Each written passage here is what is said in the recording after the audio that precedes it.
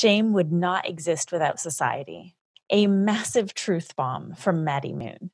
Join me and Maddie for a deep conversation that will help you show up in a raw and real way for yourself, your audience, and your mission. Tune into this episode and learn how to share your truth while teaching your audience something they can implement.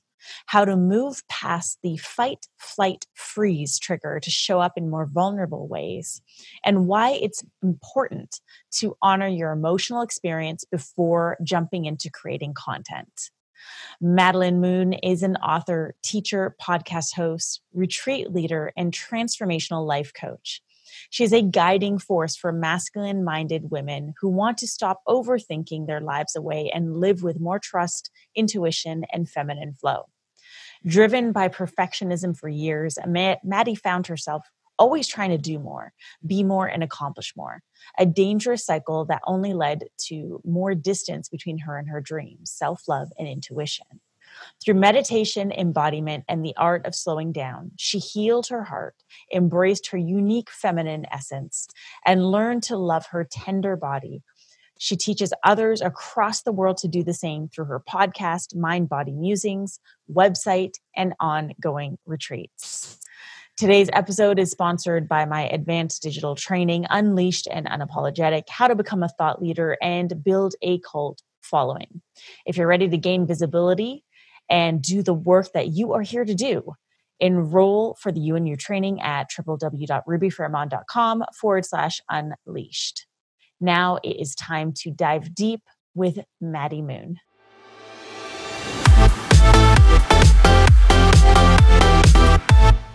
Hey, thought leaders, I am back with another very, very special guest.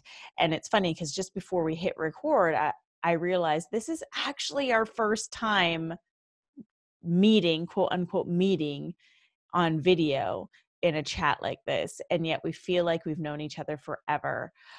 Maddy Moon, welcome to today's Thought Leader. I am so excited to have you here and just to give us an opportunity to dive deep.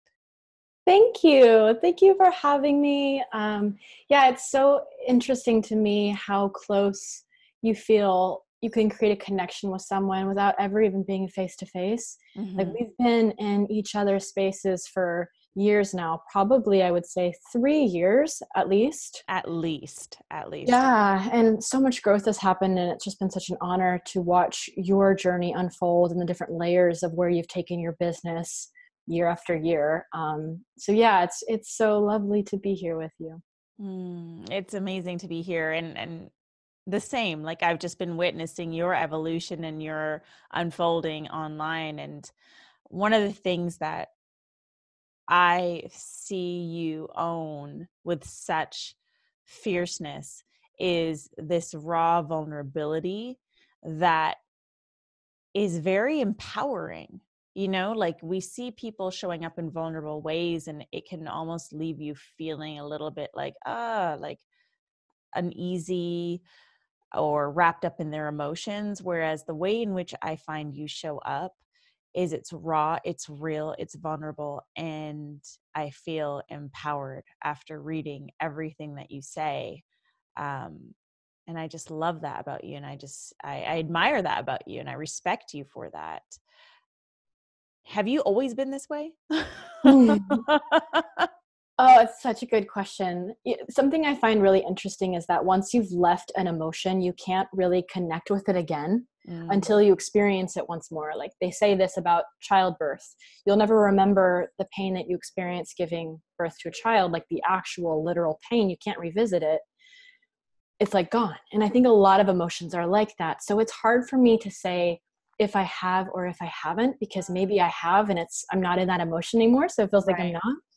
But I think that there's always been a part of me I care less. I will say this. I care less than the quote average person, what others think about me.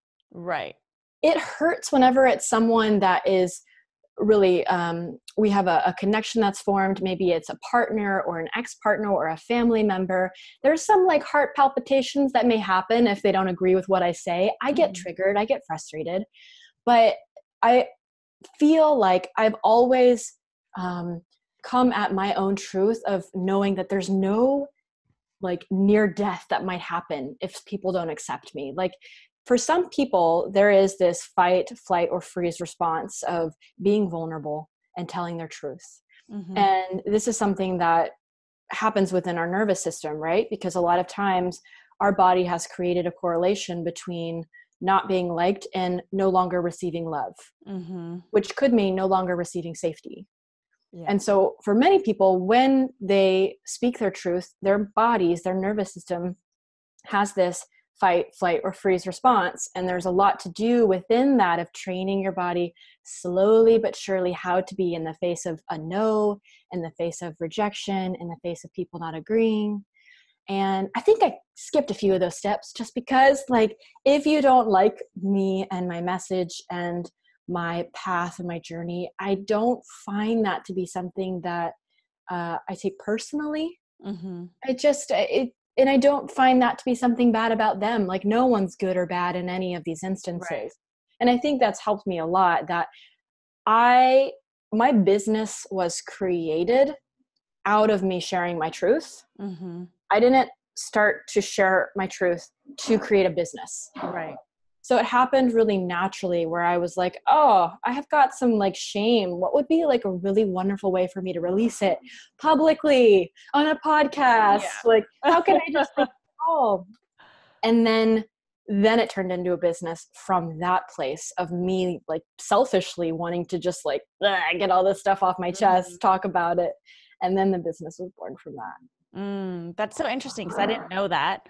And I experienced something similar for my business, right? Like my business started from me sharing what I was going through when I was rising up from my rock bottom and through my addiction on Tumblr in an anonymous blog, because I wanted to keep my identity hidden from all of my nightlife peeps who followed me because I was a nightlife promoter.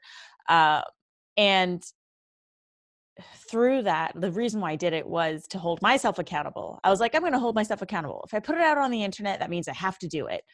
And the more I started sharing that to platforms where I was actually known, like Facebook, the more messages I was receiving, and my business was constructed or came, the idea to do this work was downloaded through that, just through the reception of what I was sharing. And I know that we can both agree that there is so much power to showing up in vulnerable ways, and there are different ways to show up vulnerably, right? Like there are ways to do it where it feels like it's emotional vomiting, where it feels like you're just airing your dirty laundry. And there are ways to do it from this space of true strength, which I feel you embody beautifully. And I want to talk a bit about that, because I'm sure you've noticed how people can show up vulnerably in different ways. Yes. Yeah. And I will share something here that has a dark side. And it's been a huge help to me showing up in this way, but there's a secret dark side to it. So one of my aspects of my personality is I don't like people telling me what to do. Mm-hmm. I really don't like that. And that also is included. I don't like people seeing me and saying, oh, you feel vulnerable about this breakup. Here's what you should do. Like, go out there into the world, do this. Like, what they're doing is trying to be encouraging. Right. I don't like that though. I don't want that. Mm-hmm. And so that's my dark side, is that sometimes, one of the many pieces of my dark side, right, but that's one thing that I've always come at being, quote, vulnerable, just being honest and truthful in a way that's also empowered, because I don't also want people saying, oh, let me help you. Because I'm like, no, like I've got my own inner guidance. I've got my North Star, and I've got my team of people who I trust and who support me. And you are also like this. I notice, because sometimes, not the dark shadow side, but I notice that whenever you post things, oftentimes you'll share and then you'll say, not looking for feedback in this about what I should do. I've got my team and my support group. I've seen posts like that from you. And I'm of the same way, that I come to share my truth because it feels good for me to share it primarily. I'm really doing it for me, which means that if people criticize it or praise it, it doesn't really affect me, because it was always for me. Right. But then I also want to speak in a way where I'm sharing what's coming up for me. And as often as possible, I want to provide something that someone else experiencing the same thing can go implement into their life. So I'm combining being a real human being. And even if I'm in the heat or the midst of whatever's happening, I also want to provide some teaching, some inkling of something people can walk away with. I don't want to vent for vent's sake. I don't want to just be vulnerable only for being vulnerable sake. I oftentimes want to combine something in there that can be, doesn't have to be positive, but just something you can implement into your life. And again, I'm not always writing that for everyone else. Sometimes I'm writing that for me. Like, here's what's happening for me and here's what I can go do. But then I'll phrase it in a way that serves all people, very inclusive as I can be. So the shadow side to it is I don't really like people trying to tell me what to do. I will always be that way. It's very frustrating for my boyfriends and my family because they want to like help, but I have to ask for it. But then it's also good because it's helped me to make sure that when I am sharing my vulnerable truth, I'm doing it in a way that's not basically asking for everyone to bombard me with my next steps. And instead, I'm still holding that pose of being someone who is in touch with my innate wisdom, and I want to pass it on to others. Yeah, and that's such a crucial piece to it, especially as leaders and doing the work that we're here to do, to bring it back to our audience in a way where they can then tie it into their life and say, okay, this is how I can apply this, and this is how this is useful for me. So it's not just this like inspirational fluffy thing, but it's a tangible something that they can walk away with. And I think that that's both very smart and also just such a gracious act for our audiences to be able to offer them something. You know, I often get a lot of clients saying, well, how much is too much? And I always say, well, if it's a completely selfish, like just to fulfill your ego and you need validation kind of post, then that's probably not going to serve your audience.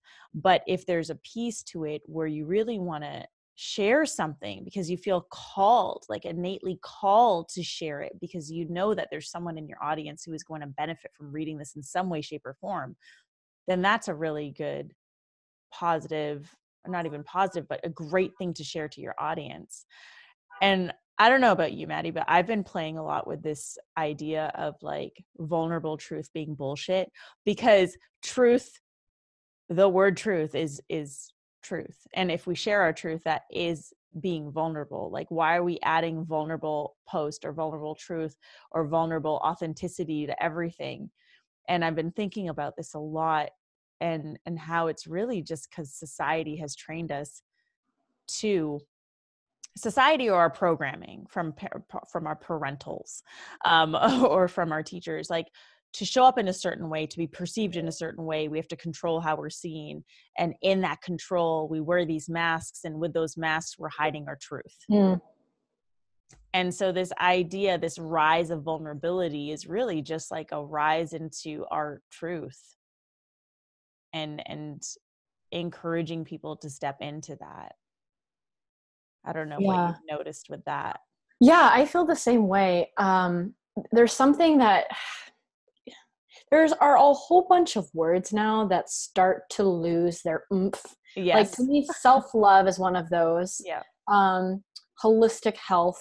And I think that vulnerability is becoming one of those, and authenticity and truth. And I'm like, it makes me sad because those are beautiful words, but sometimes when I hear them, I'm just like, like, can we create some new words and then use those a whole bunch, and then we'll create new words, because it just keeps happening. And it's great because people are by saying vulnerable post ahead, it's like giving people a doorway to share their truth, because that's, everything is a stepping stone in all of this shadow work or personal development work, stepping into your truth work.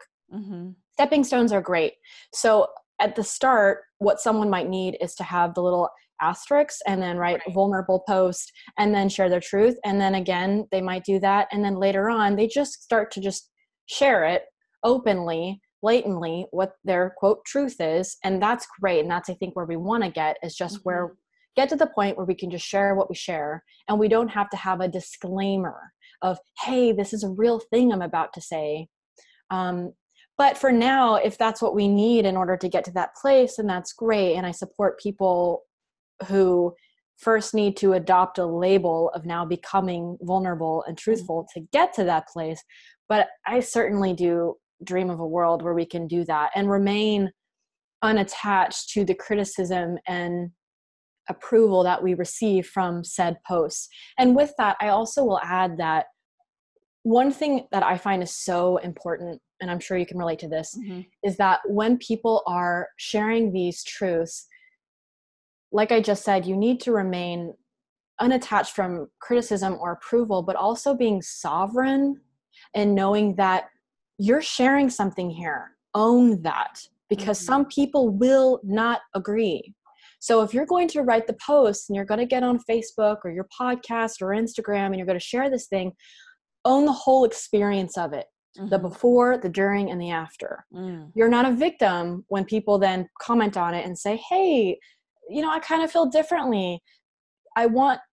Honor whatever comes up for you, because at first you might feel triggered, like, someone sees me in a different light now because I shared this thing, or that person, she's not following me anymore. Like, honor your experience, because you might feel triggered. If you're primarily a feminine creature, you might have that people-pleasing wound come up whenever someone disagrees with you, and own that. So sovereignty is about standing in your personal truth and power and being responsible for the whole experience. So when you share what is coming up for you, know that you could receive any kind of feedback from that. And before you post this thing, ask yourself, am I ready for that?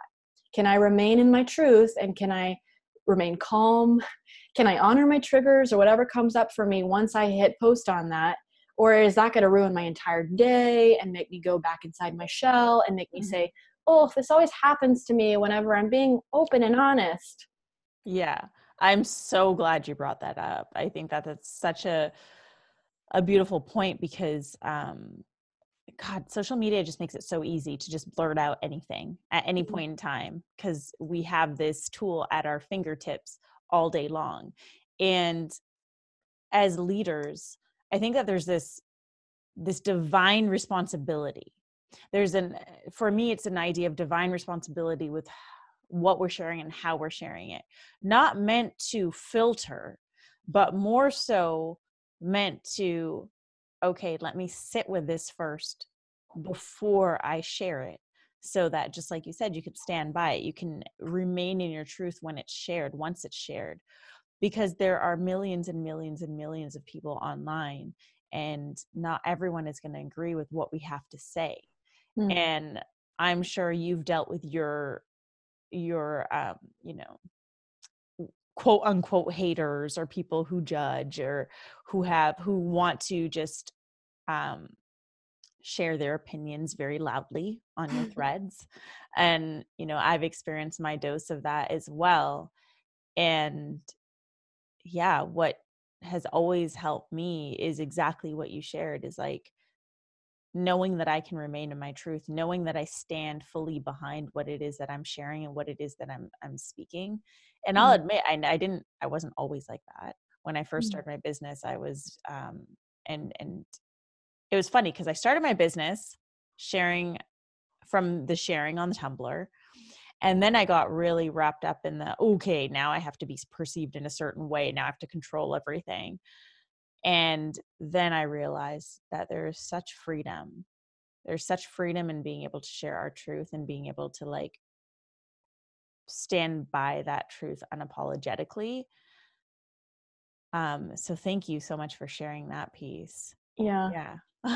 One thing that's coming up for me, well, a couple things, hopefully I can hold on to them.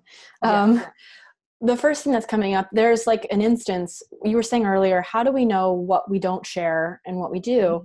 And speaking about the sovereignty piece, recently, about 3 months ago, I went through what do they call it? A conscious uncoupling with my then time partner. We were together for 6 months, and the entire time we just traveled. Like, we met and immediately packed up our stuff and hit the road and traveled together. So fun. But when we decided to split, like, there were moments where I wanted to hop on social media and just be like, oh yeah. So there's moments where I wanted to just hop on to share about, like, the pain that I was experiencing and how hard it is to live with someone for 2 weeks once you're broken up. But I knew, because that's what we had to do, is stay in the same house. And it was hard. And I knew that by me getting on Instagram and saying, this thing is happening, if I was being sovereign, I was also going to have to say, people are going to be sending me messages about this breakup. And people did. And I remember at one point, someone sent me a message that said, was really, really long. Yeah. And she said something like, Maddie, this is a culture of fast food relationships where everyone is throwing away relationships. They require hard work. You should slow down, and, you know, all this stuff. And old me, before I had been old me, you know, me still, but a different version of me. Right. If I had read that back then, I would have probably got upset. Like, how dare you tell me what to do? Right. But it was so beautiful to me to witness this change in myself. But when I read that message, I was so soft and open, and I cried immediately because I could see so much truth in what she was saying. And I realized, first off, like, I got past just the trigger of the anger and the defensiveness. And I went straight to the, like, oh, she just hit a part of me that's like, so I am so scared that I'm throwing away this relationship. I am so scared. And she, by saying that, opened up all that within me. And I was proud of myself for bypassing the anger and the defensiveness and just being like, oh, there's truth in what you're saying. Right. But then at that point, I realized, okay, I'm too tender to be talking about this on social media and taking in people's perspectives and thoughts and ideas. So I didn't talk about it again. And I posted something saying, hey, I will come forward and talk about this breakup whenever I feel ready. But right now I'm not. Thank you all for your comments, but I'm good right now. I'm going to go offline about this. And so that was a moment for me where I just had to touch base with my heart and say, are you sovereign in this? Like, if you're going to talk about this, can you take in all the comments? Because that woman's comment definitely swayed my night, where then I went to my partner and said, should we break up? You know, and I didn't want that. I knew what I wanted, and I didn't want my sensitive spots to be so vulnerable to being swayed in that moment. Yeah. So I had, and what a great example of being in an emotional process and sharing too early, or when it's a little too ripe. I feel like that we get to honor our emotional processes, and we get to do this behind the scenes. I think a lot of people assume, and we can get into these assumptions too, is like, as a leader of my mission or my movement or my purpose, like, I have to show up, I have to show them everything, I have to do this, I should be talking about this because there's probably a lesson here for my audience. And when we try and push all of that out there into social media to show the world, I feel like there's a part of us that isn't really truly honoring our process. And there's so much to honor within ourselves that if we share too early, it's like cutting that process too short. Yes. Also what's coming up for me is that I think we do that when we're going through something and we just put it out on social media. We're not going through an emotional experience. Actually, what that is trying to use our life to create content and to do and to continue to work. So, like, there's that phrase of spiritual bypassing. And I think for entrepreneurs, that's like the emotional spiritual bypassing is, oh, my heart just got broken. Let me quickly write a blog post and get on Instagram stories, and let me quickly do this and create a course about it. And like, what about feeling what just came up for you? There's, in this hustle culture, it's great it's so great that we can create content and build businesses out of our past pain. I did that. I did that with my bodybuilding, my eating disorders, everything. I'm so grateful for that. But if we are not aware of that hustle wound of the need to do, we're going to do that with our emotions and bully ourselves into creating before we're ready. We're too tender. It's okay to not quickly hop on social media and share and make this part of your business. It's okay to feel it first, like sit in it, be triggered, be upset, have one of those awesome crying on the bathtub floor showers, and just indulge in what you are going through as a woman, as a man, as a child. Feel what you're feeling, because you are not here to create content, and you're not here to even be a leader or a speaker or a teacher. You're here to be a human, a spirit having the human experience, but you are here to be on earth and to feel all the things and to live your life. It's a gift. And as you said, it's an amazing thing we get to do to then turn it into something that helps other people. But in the pursuit of helping other people and building a business, don't skip over your own slowing down, your own feeling, your own processing, because that's where living actually happens. Amen. I like had goosebumps that whole time because I love where the conversation just went. One of the things that I've nicknamed you in my own head, I don't think I've ever shared this with you, is like an expert on feeling. Oh, I love that. That's my nickname for you, and I'm sharing it out loud right now. But to our listeners, Maddie really is an expert on feeling, and if you aren't following her, just follow her, and you'll see her. Everything's going to be in the show notes. But I love that you shared that. I love that, because I think that especially now with the rise of the purpose-driven leaders, you know, everyone's like, I have a purpose. I went through this pain. I want to turn it into power. But we have a lot of people doing that too soon. And it's irresponsible both to their audience and those that they're here to serve, and also to themselves, because they're not allowing themselves to actually go through the motions of healing their traumas. And it's just like what you said, bypassing their emotions. Yeah. And I'm sure it's like, you know, I'm sure it's very challenging to watch all of these people on Instagram and social media building all these businesses and being speakers and leaders and not even having gotten started with that yet. And it's exciting to be like, oh, they're all doing this. Thousands of people are doing this. I want to do this too. Right. So I can see how it would be really seductive to hurry on and get started and start speaking and talking about these things and building an online business so you can be a digital nomad and travel the world and do all these right? Like all of these things you want to do, but it's hard work. It is such hard work. I mean, to hold other people going through their traumas is hard enough, is challenging enough. It requires a lot of your presence. Even being quiet and listening takes a lot out of a lot of human beings. Me as a projector, you're a projector. I'm also a projector. Human design people. Yeah. It takes a lot, and it's responsible, as you said, and it's emotionally mature to first know how to hold your own stuff before you're doing that for someone else. And it's a great thing to be able to do that. There's no honor in getting started way too fast, not being responsible and feeling your own feelings and healing your own wounds, or at least being on the path to healing those subconscious ruling wounds.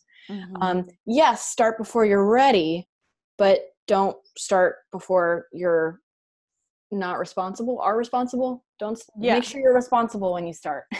Yeah. I mean, because healing is a journey. Like we're both still healing. Like healing is a forever journey. Like we are healing until the day we pass. And it's not about waiting until you are quote unquote healed. It's about waiting until you are ready to hold space for other people. If you cannot hold space for yourself in your wound, in your trauma, and you're simply bypassing that and moving on to the next thing, or creating for the sake of bypassing what you're actually feeling, then you're not ready to hold space for others. You're not.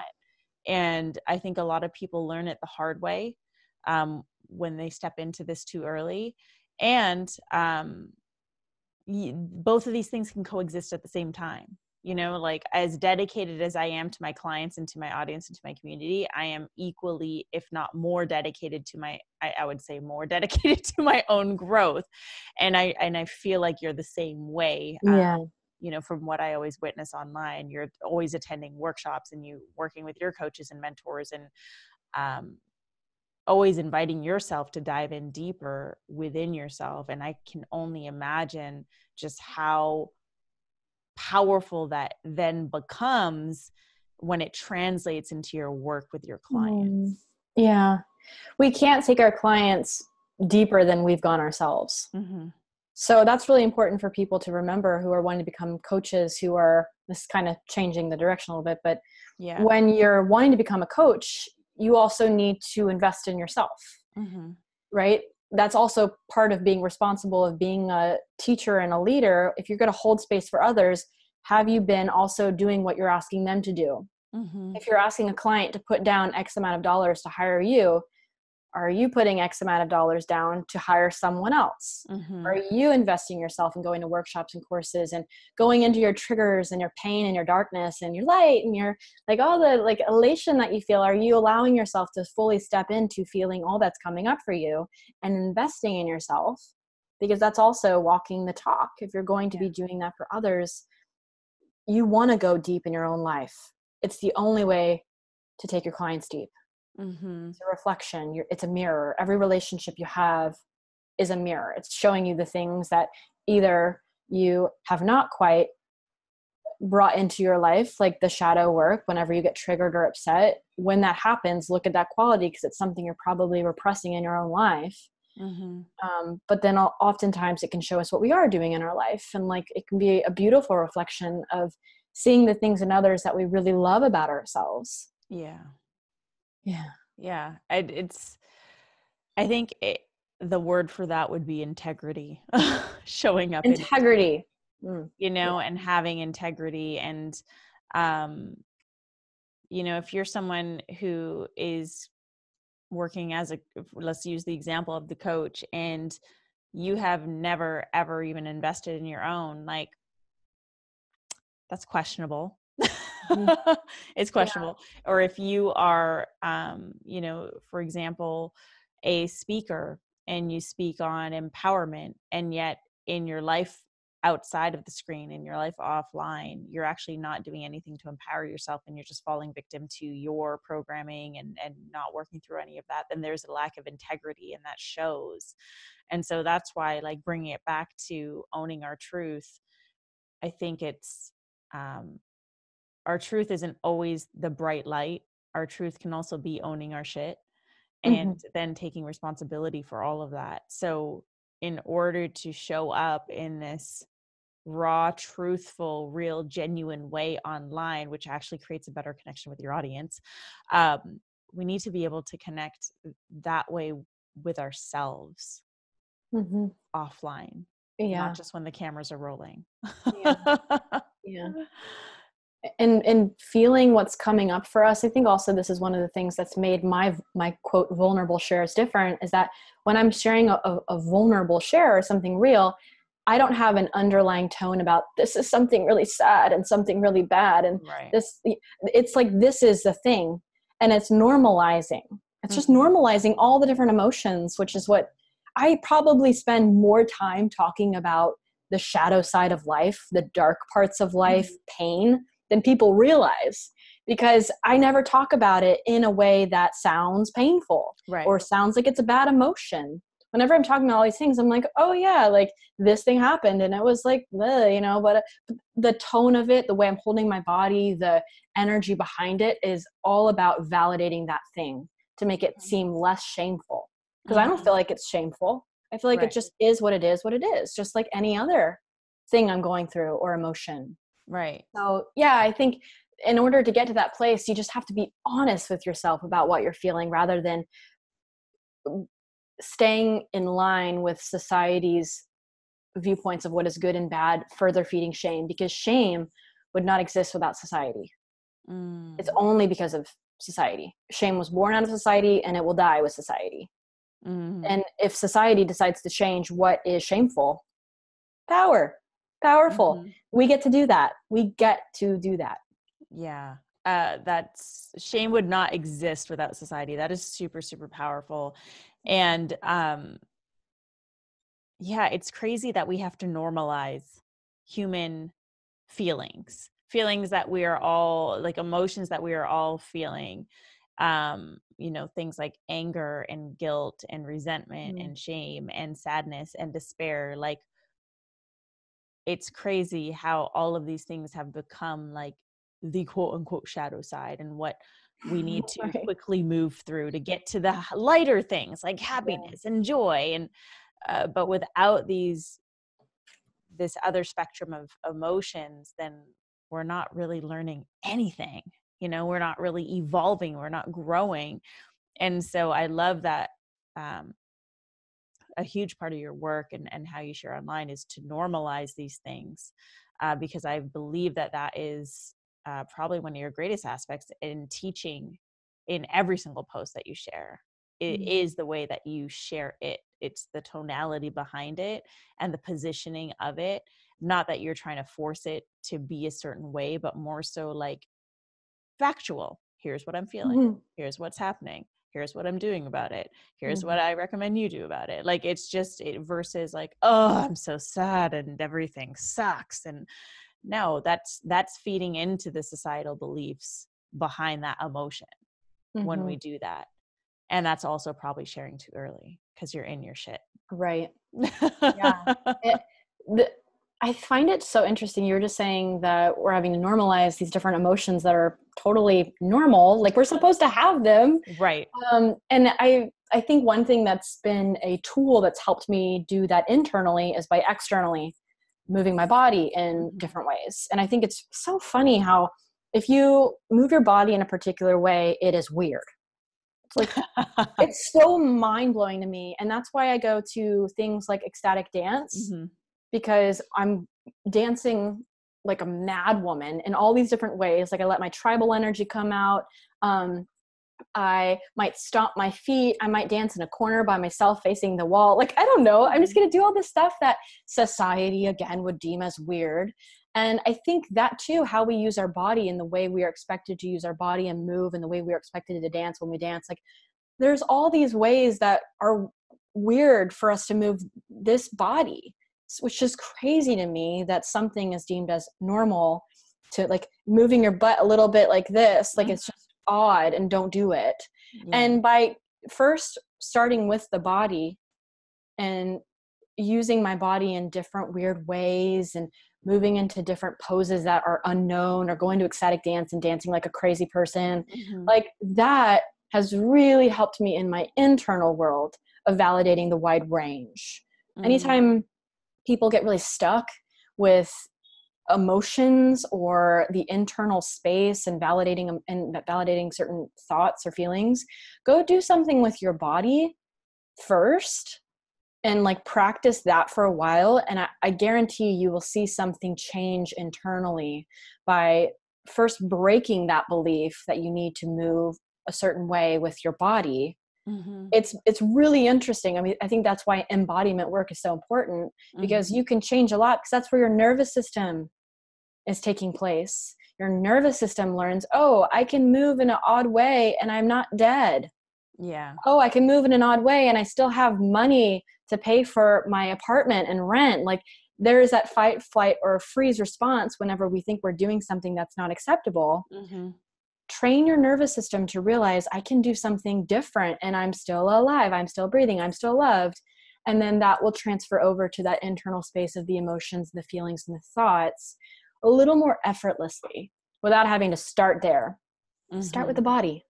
Yeah. I 1000% stand behind that. And it's funny because I do ecstatic dance at my retreats, but I always give them blindfolds, because a lot of the people who come to my retreats have never, ever, ever done anything like this.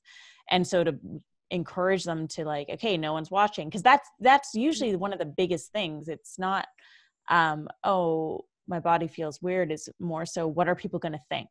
Like, what are people going to think when I'm dancing this way? And it's always amazing to me to see who responds like really well and is able to just like bounce around and get into their primal self, and who's still in their little box and standing in one spot doing maybe the same clubby dance moves that they would do at any nightclub, or not even, because the song feels too weird, you know, because I like to use like really primal songs. And I feel like so much like all of this is all related, right? It's like how we show up in the world, what we say, how we move our bodies, like all of it is related, and all of it we constrict because of how we feel we're going to be seen, or our fear of not feeling like we belong, or like the fear of judgment, whatever it is. Like all of this stuff that we are built to do, we're built to speak our truth, we're built to move our bodies in whatever way we can. All of that is restricted because of the programming that we pick up. And I think if anything, I would want our listeners today to walk away with that, knowing that you can take those restrictions off and understand that you have a voice, you're allowed to use it. You have a body, you're allowed to use it. And you have emotions that you're allowed to and divinely guided to feel. And then you're also allowed to share, but from a space of empowerment, you know, from a space of like knowing that this is all part of the natural human existence. Oh yeah. Amen. Yeah. And the ironic thing, I think too, about all of this is that there's always one person in a space where everyone's trying to do the right thing, move the right way, not stick out like a sore thumb. There always needs to be one person who is basically the permission giver, not by giving everyone verbal permission, but by doing something that's different or weird. Like at some of the events that I go to, we do this thing called non-linear movement, where our eyes are closed. It's a full hour of just moving, and we're not allowed to do yoga poses or dance or do anything pretty. It's just like your primal self of moving in all these different ways, and you have to continuously change it. And there's always like one person, the first person that makes the loud noise first, like the first cry. Yeah. And then all of a sudden everyone else cries. Yes. Or there's a person that starts screaming and then other people start screaming. Yeah. So I find that to be a motive and a motivating factor to go into those places as quickly as possible, because I'm also being a teacher in that way by being the first screamer. It's great for me because I get to scream and let out all that energy. And then it's only proving my body more and more, my nervous system more and more, how okay it is to scream, because then all these other people follow suit and they do the same thing. And my body's like, oh, okay. Like there's a part of me that's like, oh, I'm so glad that I got to do that and scream. So everyone else is screaming now too. Because they're like this teacher ego part of me, and I like to play with her energy, and that's really cool. But then other people feel safe to do so. So we need more of the people that are getting out of their club dance moves, and people who are screaming, because just try it. Like give yourself your own permission slip to be the first one to do that thing, and watch how many other people open up in that same way. And it does something to the room. The room then went to a new place that it wasn't going to go before if no one opened up that possibility to be the screamer, the moaner, or whatever it was.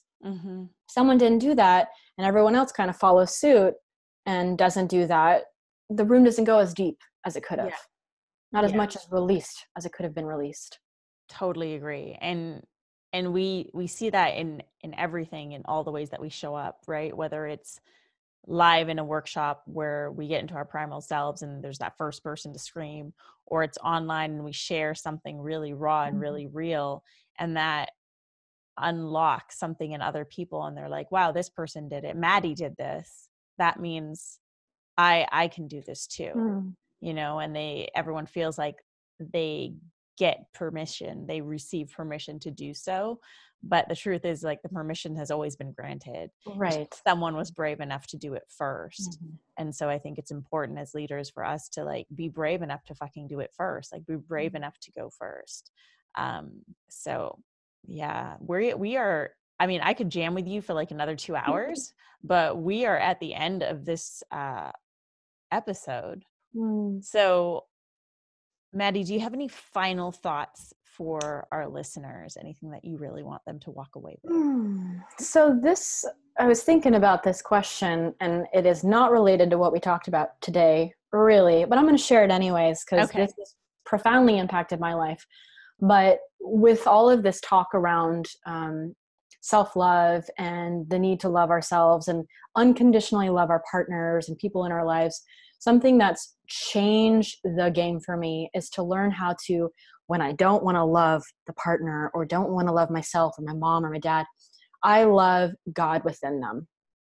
I love the divine within them, because in each soul is that beautiful bright light of consciousness. It's always been there. It's never been changed. It doesn't have your mom's quirks or your dad's angry personality. It doesn't have that. It's just God. It's just the divine. It's just the universe right there in the center of the chest.